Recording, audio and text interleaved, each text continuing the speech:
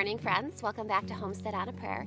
In case you're new here, my name is Jennifer, and today we are going to be doing the first kind of garden tour of the 2023 garden season. Now, this is going to be sort of a pre-season garden tour. I don't have a lot of stuff growing yet. You can see a little preview of my garden behind me and not a lot of green to be seen. But there is some stuff growing, so I want to show you what we do have growing.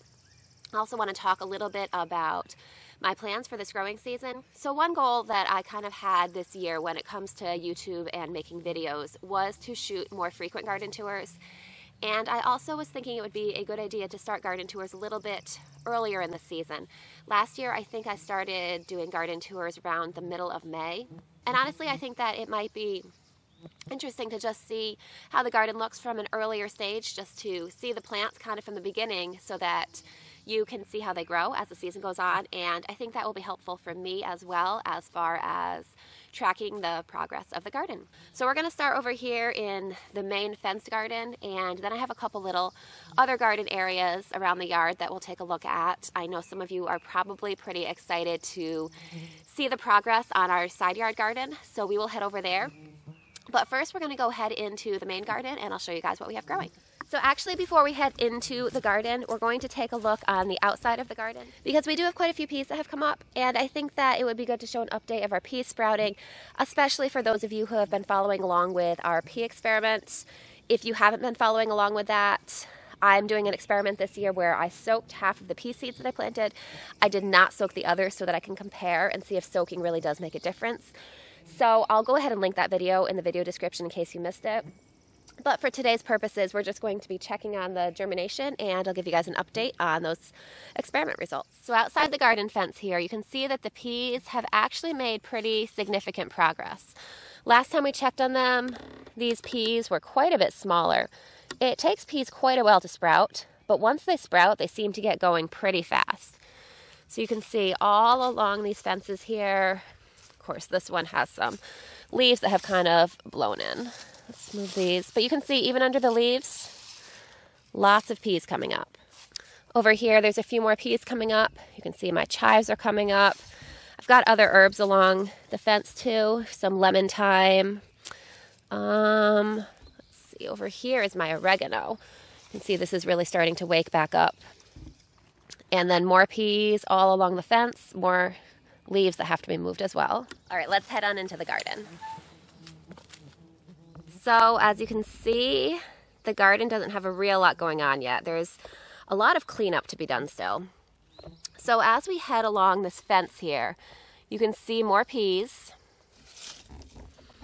These peas along the inside of the fence, these are some of the peas that we didn't soak. Now, honestly, this is interesting. I'm not really sure what to make of this. So the peas all seem to germinate around the same time, and so my initial thought was that soaking maybe didn't make that much of a difference, because my understanding was that the main benefit of soaking peas was to speed up their germination. But now the peas on this side of the fence that we just saw look quite a bit smaller than the peas on the other side of the fence. So I'm not really sure what to make of that. So if you guys have ever soaked your peas versus not soaking your peas, I'm curious to hear what your results were, because I'm going to keep monitoring these peas and definitely keep you updated. But it's kind of interesting. It's not really going exactly how I expected it. But regardless of how it's going, we have lots of peas that look really healthy. So I'm thinking that we will be getting a good harvest in the not too distant future. Now here is my garlic bed. You can see these look nice and healthy. Now these, of course, have been growing for a nice long time because we planted these last fall. So it shouldn't be too long before these really shoot up. So this garlic is all hardneck garlic, which means that we're going to get a bonus harvest of garlic scapes, which I'm super excited about. That's kind of a great way to tide yourself over waiting for the main garlic harvest, because the garlic scapes, while they don't have exactly the same flavor, they are still really delicious, and they still do kind of have that garlicky essence. Now randomly, I don't know if you guys can see all these little flying insects flying around in front of the camera. I am not sure what they are, little gnats or something, but I came out here early this morning because I wanted to film this video before the angle of the sun got too high in the sky, and apparently all these little bugs are early risers too. So if those are distracting, I apologize for that, but that is what's going on here. Now here in this front bed, You can see I got my broccoli in the ground. Right here I have a little row of onion seedlings that I started from seed. So these little onions don't really look like much yet. I'm hoping that they'll catch up and we'll actually get a significant harvest of onions this year. I do struggle with onions. I don't usually get a great harvest from them. I did start them a little bit later than I really should have. But if they don't seem like they're really doing well, I may buy some onion transplants, put those in as well, and see how those. All right, so back to the broccoli in this bed. You can see that I have it covered with netting. Now, while that does make it a little bit harder to show on a video, I think I'll actually open this up in a minute and show you guys underneath. But the reason I have this netting here is to protect my broccoli against cabbage moths. So cabbage moths are little white moths that come to your garden, fly around, lay their eggs on brassica plants specifically. They love my broccoli, cabbage, kale, anything in that family. And then what will happen is the little green caterpillars will hatch and they make quick work of brassica plants. There's usually so many of them, and I find that the easiest way to prevent damage from them is just to cover my brassicas with netting, and that prevents the cabbage moth from getting in and laying her eggs. I will say I don't really care for the look aesthetically as much, but it's worth it to actually be able to get some harvest out of these plants that I've grown. So I'm going to pull back this netting and let you take a look at the broccoli inside. So you can see these little broccoli seedlings are still on the small side. I just transplanted these out a couple days ago. So this year I'm growing 2 types of broccoli. Most of the broccolis that I have are Eastern Magic, which is a variety that I tried last year for the first time and was very happy with. So if you were following along with my garden last year, you may remember that my favorite broccoli variety was discontinued by the grower. And I decided to try out a couple replacement varieties. So Eastern Magic was the one I tried that I had the most success with and enjoyed the most. So the majority of the broccoli that I'm growing this year is Eastern Magic. I am also growing 3 varieties of Romanesco broccoli. Now you could see that listed as Romanesco broccoli. Some people call it Romanesco cauliflower. I'm not sure exactly, but I have heard that it is amazing and delicious, and I'm really excited to try that one. I've also heard that it's a little more challenging to grow than a lot of other broccoli varieties, but I'm going to give it a try and we're going to see how it does. So when I planted all these broccolis here, I made sure to amend this bed really well. I put a couple inches of compost on top of the bed first, and then when I planted the individual broccolis into each individual planting hole, I put both a small handful of blood meal, which is an excellent source of organic nitrogen, and a small handful of basically a balanced slow-release organic fertilizer. Broccoli needs a lot of nutrients, particularly nitrogen, and so if your soil isn't really high in nitrogen, then adding a little bit of blood meal to the soil when you plant your broccoli is a great idea. Now that same planting technique also works for other brassicas. For cauliflower, kale, cabbage, Brussels sprouts, any of those will thrive really well with just some extra nutrients, with compost, with a little bit of blood meal.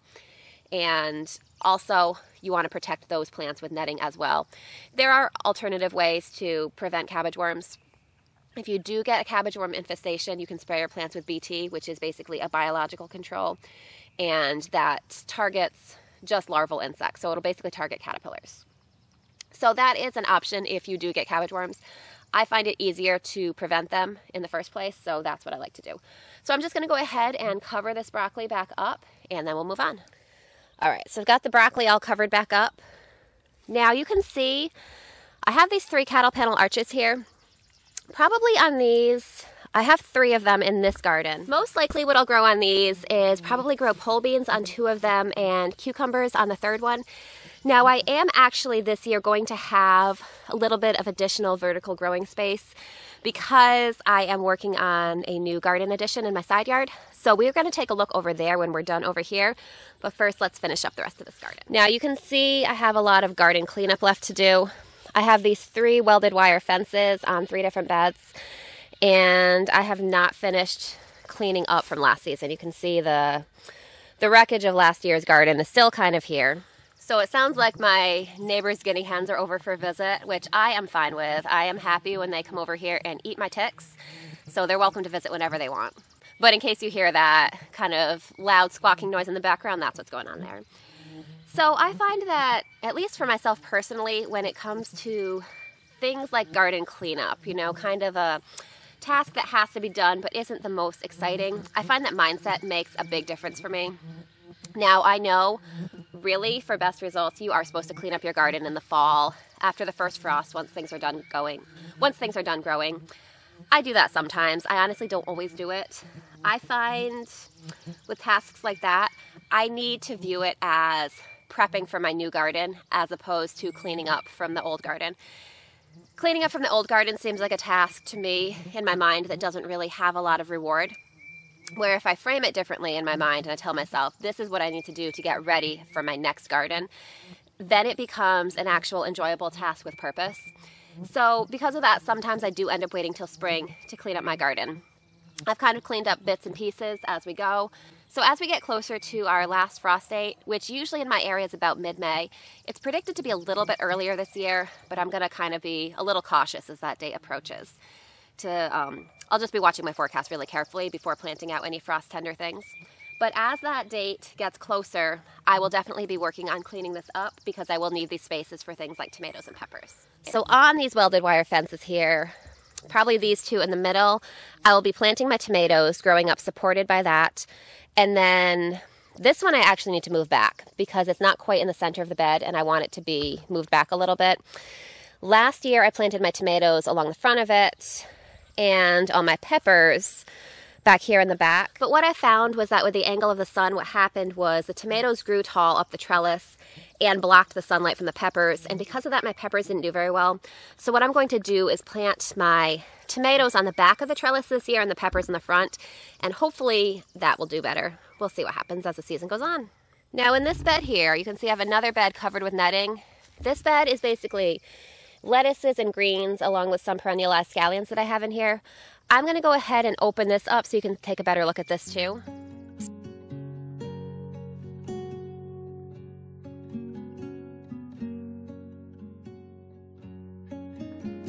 So the reason I have this lettuce bed here covered is actually because of my cat Milo. He likes to hang out in my garden sometimes, and especially when I have a whole bed full of clean, freshly covered dirt, he likes to play in it.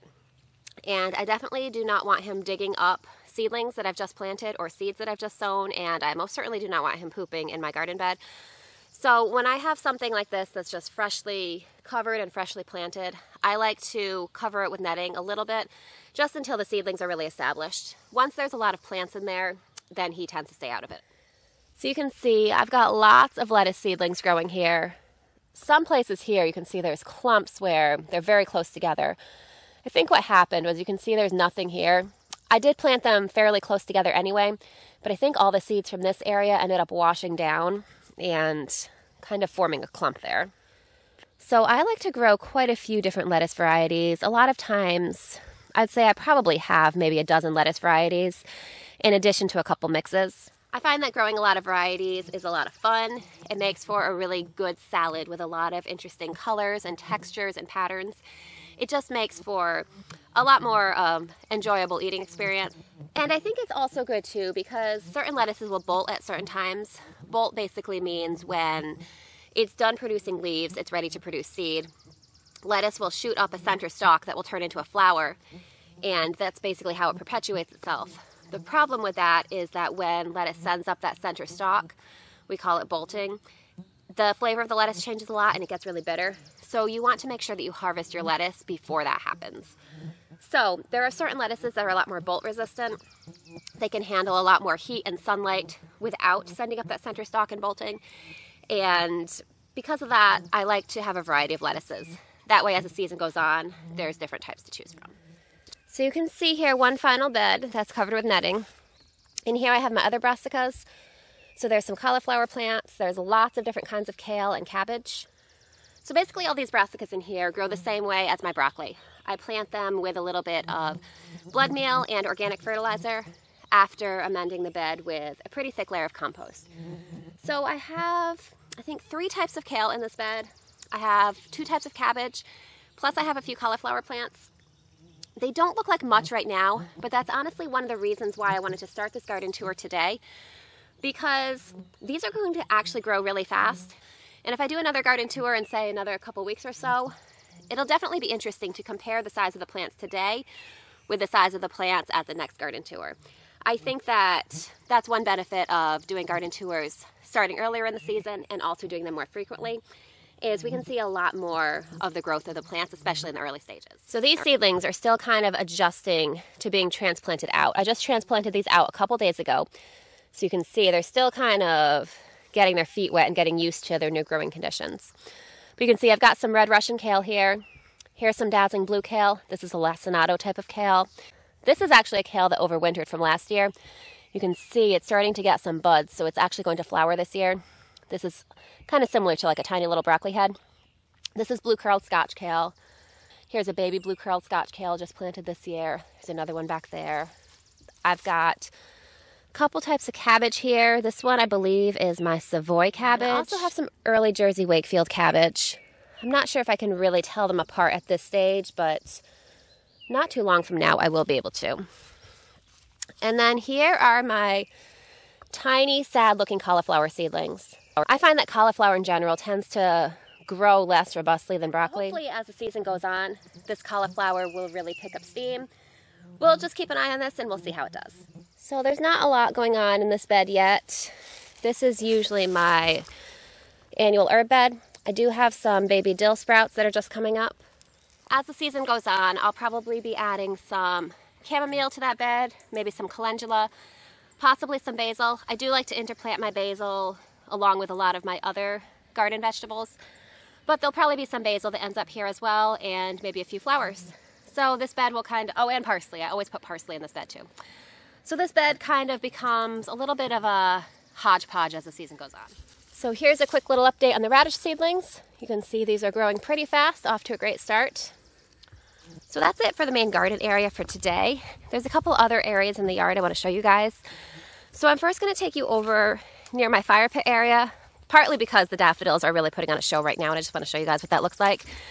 But also, this is where my blueberry bushes are, so we're just going to take a look at those and see how they're coming.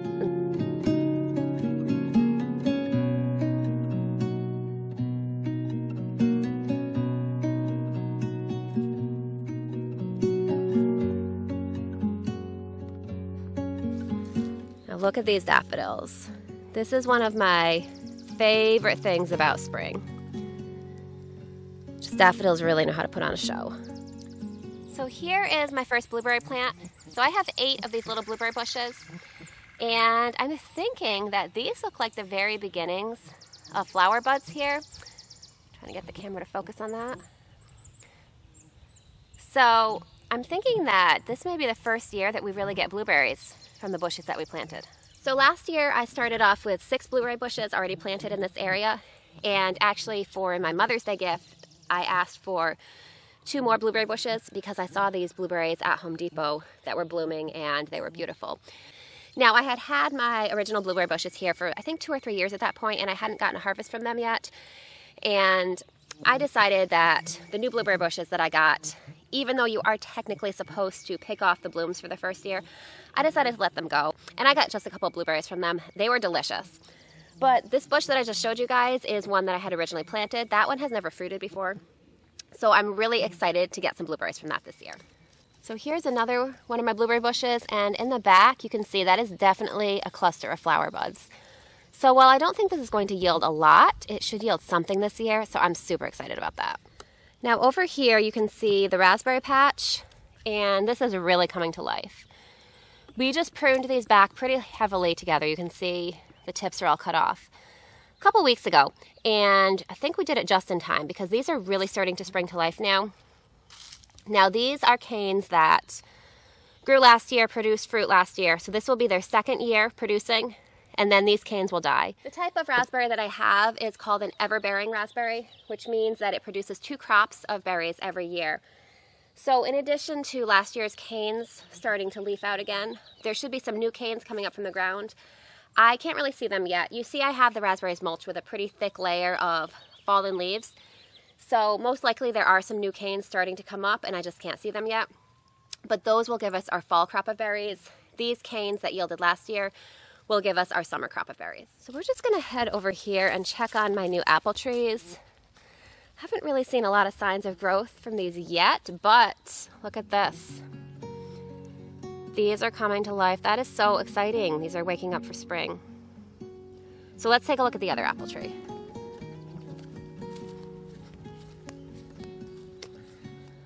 This one looks a little farther behind, but you can see there are still signs of green on it.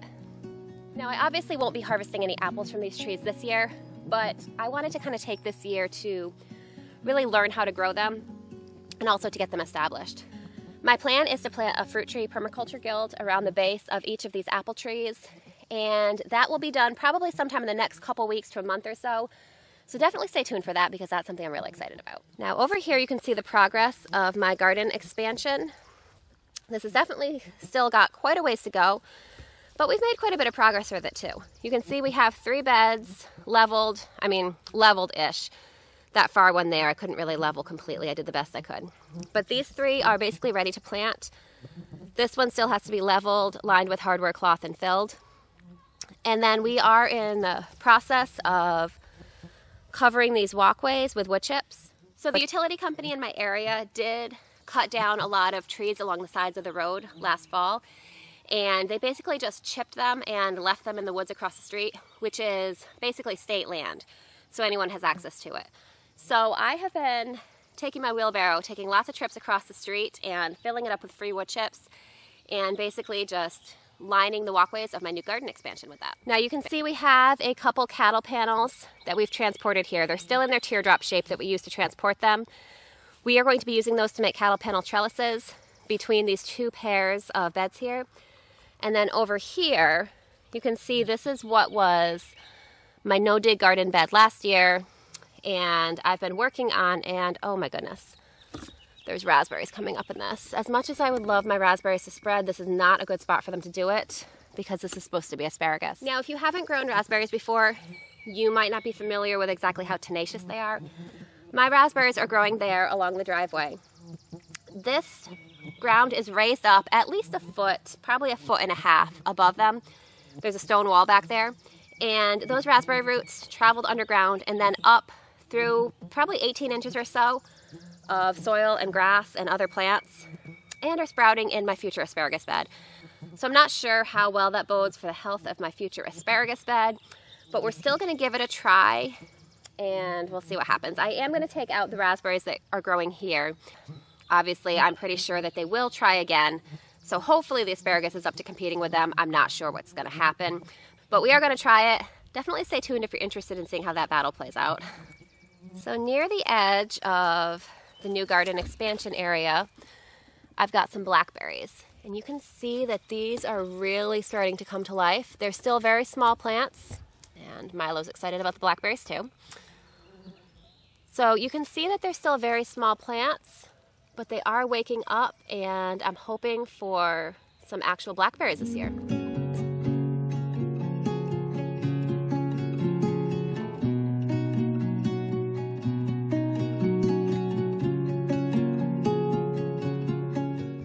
We're gonna head through the chicken yard on the way to a couple other growing areas I have back here. Now the chickens, of course, whenever I go through their yard, they assume that I'm here either to give them treats or to let them out to free range. I will probably be letting them out later this afternoon, but we have had a lot of hawks in our area lately, so I haven't really been letting them free range quite as much as usual. With all the hawks overhead, I feel more comfortable only letting them out when I'm out near them.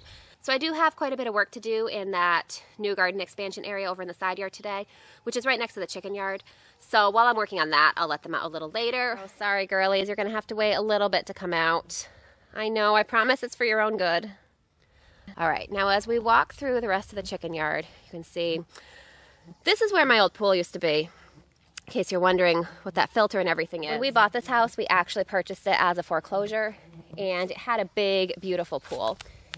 And what happened was, while we were waiting to close on that house, winter happened and the bank didn't close the pool properly. So when we actually closed on the house in the spring, the pool had burst over the winter. We've talked about replacing it, but honestly, we have been here for 12 years and haven't done it yet. So I'm thinking the odds of us replacing at this point are on the low side. So through here, last year we planted this permaculture guild together. You can see in the back I have that all tarped. That's because there's poison ivy in the back and I'm trying to smother it. So I'll keep you updated on how well that works. But here you can see I have a little currant bush. And this is just starting to get buds this year. I'm not sure how well you can see them, but I'm really excited about that. You can see all through the permaculture guild. I've got chives, strawberries, thyme coming up. There's some comfrey, more strawberries. And these are the stars of the guild, the elderberries. And these have been here for a couple years and have not borne fruit for me yet.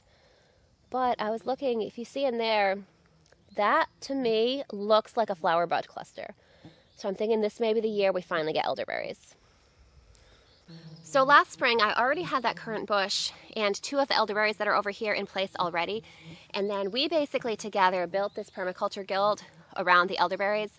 That was actually one of the very first videos that I uploaded. So I'll link that below, but if you do go back and watch it, please have a little grace for me, because as I said, that was one of the very first videos. But I'm really excited about how this guild is coming in this year. So we actually, one of the things we did when we planted that was we added 3 new elderberry bushes. So over here I do have a total of 5. The new ones are not going to bear fruit this year, but the 2 that were already here both have some flower clusters. I'm super excited about that. The currant bush has some flower clusters. And it looks like most of the companion plants that we planted for this guild are coming back.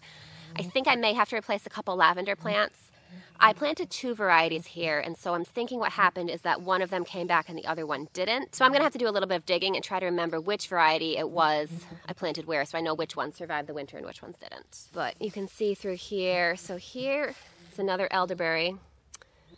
And in there you can see there's another flower cluster, really exciting. There's another one down here.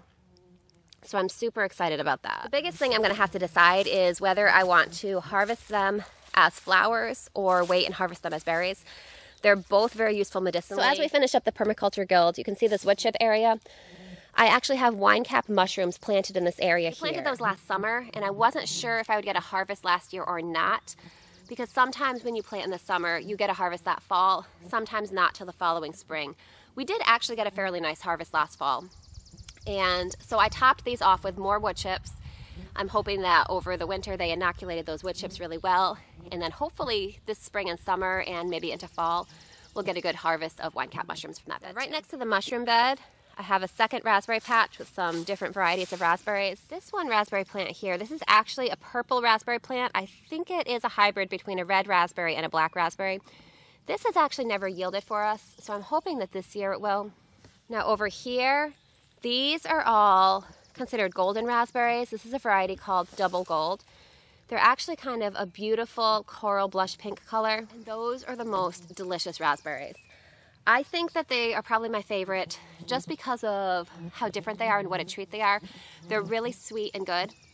And I'm hoping that this year, they've grown quite a bit, and so I'm hoping for a really good yield this year. Now you can see here the mulch isn't quite as thick as it is in my other raspberry patch, and you can see that there's some new raspberry shoots coming up here too, in addition to last year's canes getting some new leaves. So thank you guys so much for joining me today on this little kind of early season, pre-season tour of my garden. I think it will be really helpful to kind of take a look at the garden in its really early stages this season and just to see the progress as the season goes on. So I hope that you guys will join me again this season and just see how the garden grows with me. I'm really excited for this gardening year. I'm really excited to share it with you guys, and I can't wait to see you guys again soon. Bye. I'll see you next time.